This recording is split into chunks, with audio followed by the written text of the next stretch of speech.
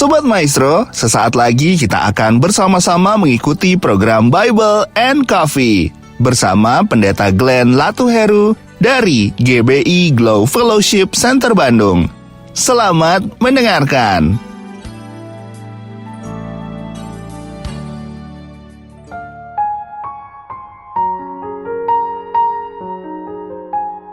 Shalom saudara yang dikasih dalam Tuhan, puji Tuhan. Kita bersyukur karena hari ini kembali lagi kita akan mendengarkan firman Tuhan, merenungkan firman Tuhan melalui program Bible and Coffee.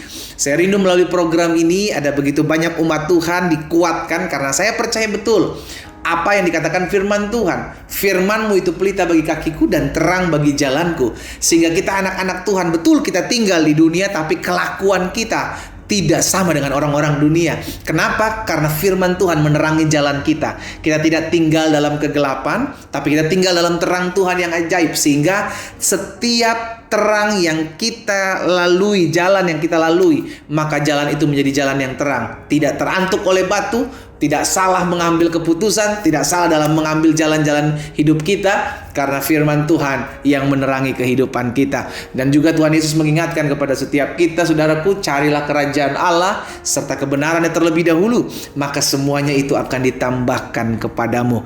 Puji Tuhan. Mari kita akan kembali merenungkan firman Tuhan. Hari ini kita berdoa, kita datang kepada Tuhan. Bapa, terima kasih karena kasih setia Tuhan, karena anugerah Tuhan, itulah yang menopang kehidupan kami. Kami berterima kasih. Kami sudah ada di bulan Februari, di hari kedua. Di bulan ini kami berterima kasih karena kami tahu betul hidup kami terpelihara dalam anugerah Tuhan. Apa yang Tuhan firmankan tidak pernah gagal dalam hidup kami, melainkan sungguh kami boleh melihat kegenapan janji Tuhan dinyatakan dalam kehidupan kami. Karena itu biarlah kami tetap terus setia tertanam dalam firman-Mu. Urapi kami dengan roh hikmat dan wahyu, sehingga ketika kami belajar akan firman-Mu, kami mengerti akan kebenaran. Dan biarlah kebenaran ini yang memerdekakan hidup kami. Dalam nama Tuhan Yesus kami berdoa. Haleluya. Amin, amin. Saudara dikasih dalam Tuhan, ada satu perkataan Tuhan Yesus kepada Petrus, saudara dikasih dalam Tuhan, ketika dia melakukan sesuatu, ketika Petrus melakukan sesuatu hal yang bodoh, ketika ada begitu banyak orang-orang yang dibawa oleh Yudas, yang diarahkan, disuruh oleh imam besar untuk menangkap Yesus, dan Petrus melakukan suatu tindakan yang tidak berkenan kepada Tuhan. Kita lihat ya dalam Matius 26 ayat 53 sampai dengan 54. Dua ayat ini saudara dikasih dalam Tuhan. Tuhan Yesus bilang begini, atau kau sangka bahwa aku tidak dapat berseru kepada Bapakku supaya ia segera mengirim lebih dari 12 pasukan malaikat membantu aku.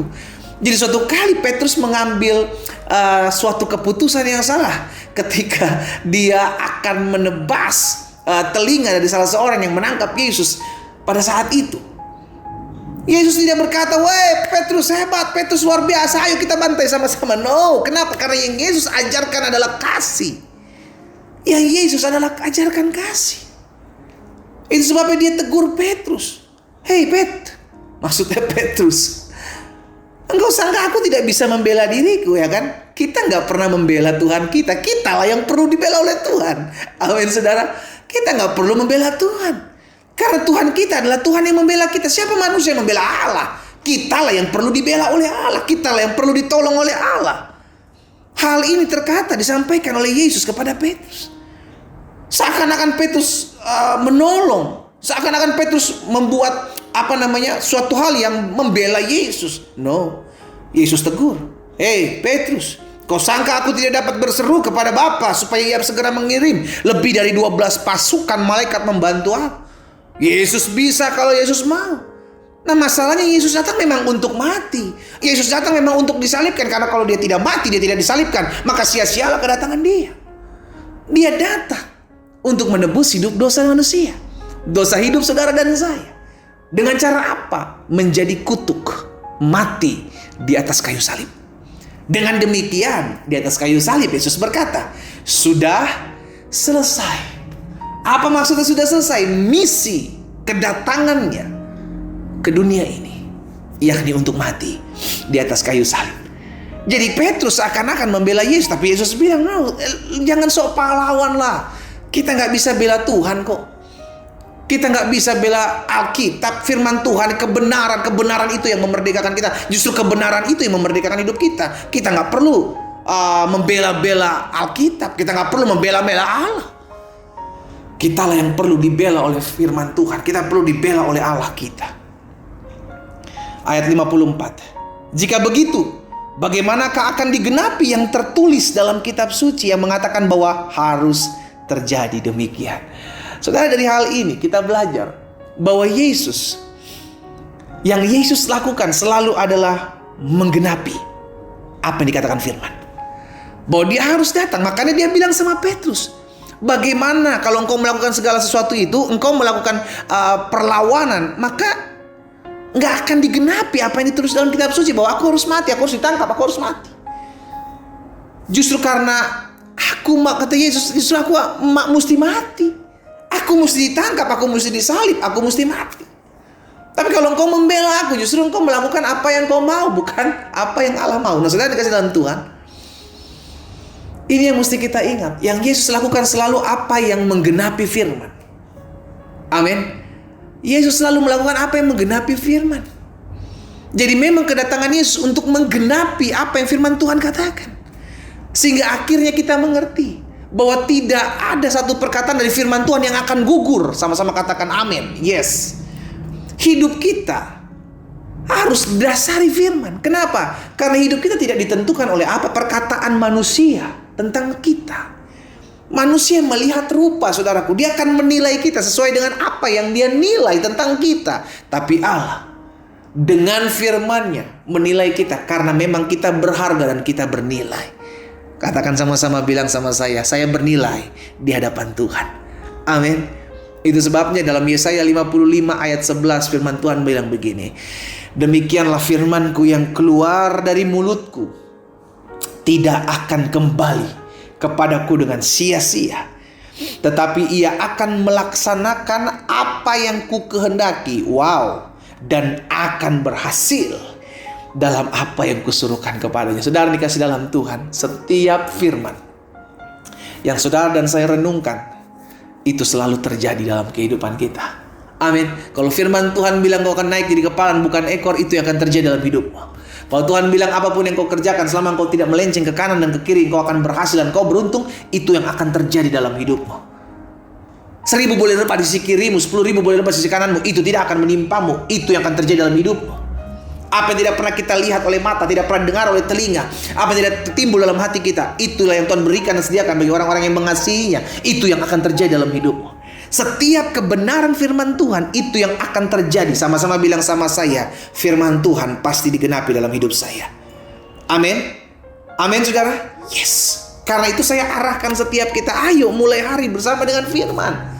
Ayo renungkan firman. Setiap hari minimal kita harus merenungkan firman. Setiap hari kita renungkan firman. Karena firman Tuhan yang membuat kita kuat. Firman Tuhan yang mengingatkan kita kembali, oh iya, bahwa Tuhan sudah berjanji akan buat seperti ini dalam hidup saya. Sekalipun saya melihat keadaan yang mengecewakan, sekalipun saya melihat keadaan yang tidak penuh dengan harapan, tapi saya tahu firman Tuhan selalu membuat saya hidup penuh dengan pengharapan. Firman Tuhan selalu membuat saya hidup penuh dengan kesemangatan. Firman Tuhan selalu membuat saya hidup penuh dengan kekuatan. Karena dasar dari hidup kita adalah firman. Nggak apa-apa kalau ada orang-orang bilang, tapi ada orang-orang yang hidupnya nggak takut akan Tuhan, nggak pernah merenungkan firman Tuhan, nggak pernah berdoa, hidupnya kok kelihatannya seakan-akan berhasil. Saudara dikasih dalam Tuhan, siapa yang tahu lebih banyak hukum, siapa yang tahu lebih banyak firman, kepada yang tuntut lebih banyak. Kita udah tahu banyak firman, maka kita akan melihat bagaimana campur tangan Tuhan dalam kehidupan kita. Makanya selalu saya bilang, hidupi firman Tuhan. Jangan cuma sekedar apa? Tahu. Buat apa engkau tahu tapi tidak engkau hidupi? Buat apa engkau mengerti tapi engkau tidak lakukan? Jadilah orang-orang yang melakukan firman. Bukan hanya tahu, bukan hanya mengerti, tapi lakukan. Sama-sama bilang sama saya harus lakukan firman. Hari ini kita diingatkan, setiap firman Tuhan pasti digenapi. Apapun yang kita dengar dari firman Tuhan, jangan pernah ragukan firman. Karena Tuhan pasti menggenapi apa yang Dia sampaikan melalui firman-Nya dalam hidup kita. Kita berdoa, kita datang kepada Tuhan. Bapa, dalam nama Yesus, kami mengucap syukur buat kasih setia Tuhan yang tidak pernah berkesudahan atas hidup kami. Kami berterima kasih tak henti-hentinya anugerah-Mu ada atas hidup kami. Hari ini kami diingatkan bahwa setiap firman yang keluar dari mulut Allah tidak akan pernah kembali dengan sia-sia, melainkan akan mengerjakan apa yang kau kehendaki dan berhasil dalam apa yang kau suruhkan. Karena itu sampai hari ini kami mau hidup berdasarkan apa yang Tuhan firmankan dalam hidup kami. Ajar kami untuk tidak meragukan apa yang Tuhan firmankan, sehingga tergenapi firman Tuhan dalam hidup kami, dinyatakan kegenapan firman Tuhan terjadi dalam hidup kami. Di dalam nama Yesus. Terima kasih Bapa. Hamba berdoa buat umat-Mu dimanapun mereka berada. Berkat anugerah kasih setia Tuhan menopang kami. Di dalam nama Yesus kami berdoa. Haleluya. Amin.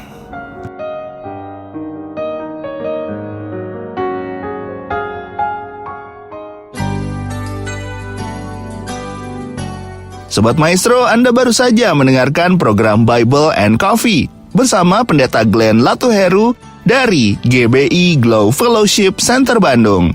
Terima kasih atas perhatian Anda. Tuhan Yesus memberkati.